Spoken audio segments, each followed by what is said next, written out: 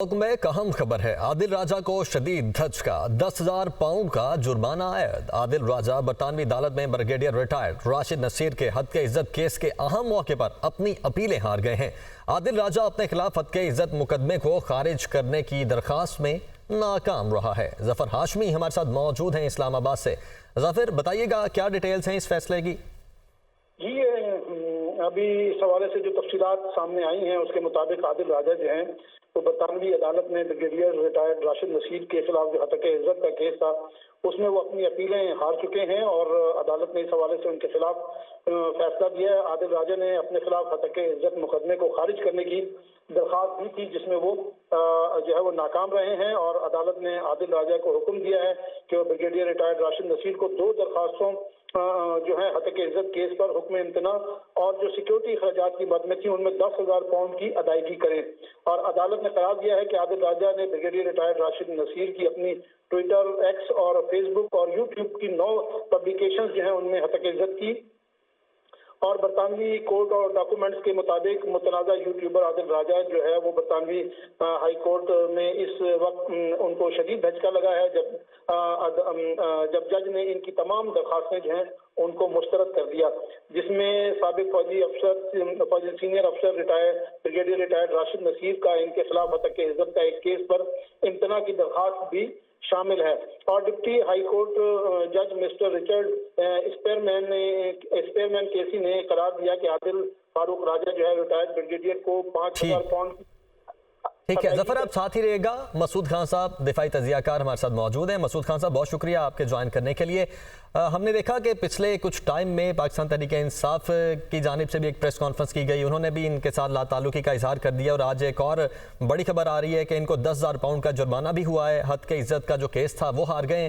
कैसे देखते हैं इस सिनेरियो को?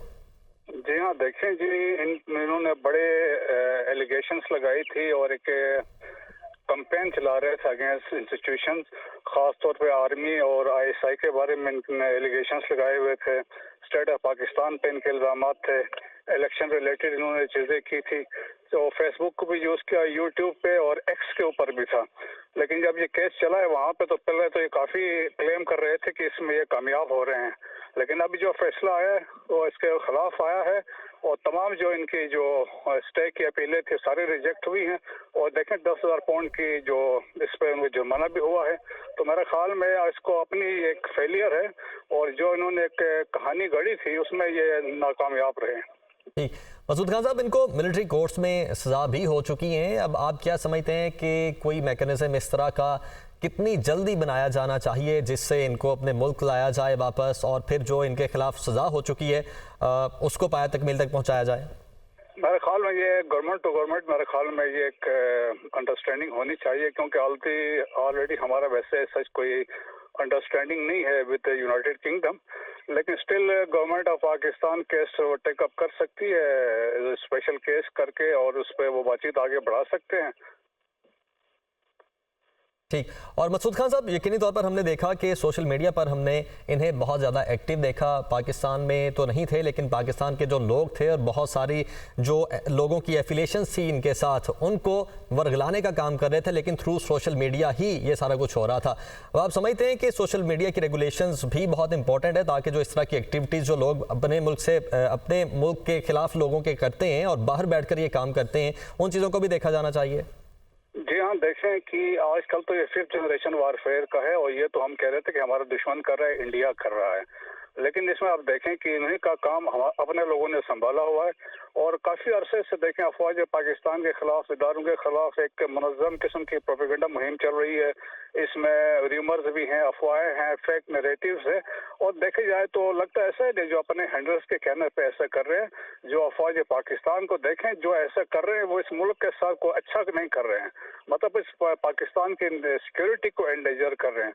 तो मेरे ख्याल में पाकिस्तान के पास ऑलरेडी कुछ इनिशिएटिव्स लिए गए थे, कुछ कानून बनाए जा रहे थे। मेरे ख्याल में हमारे दिस रिक्वायरमेंट कि हमें स्ट्रिक्ट लॉस बनाने चाहिए और इस तरह के केसेस से चाहे वो पाकिस्तान के अंदर भी हैं और बाहर भी हैं, एक भरपूर तरीके से कानून के दायरे में लाना चाहिए।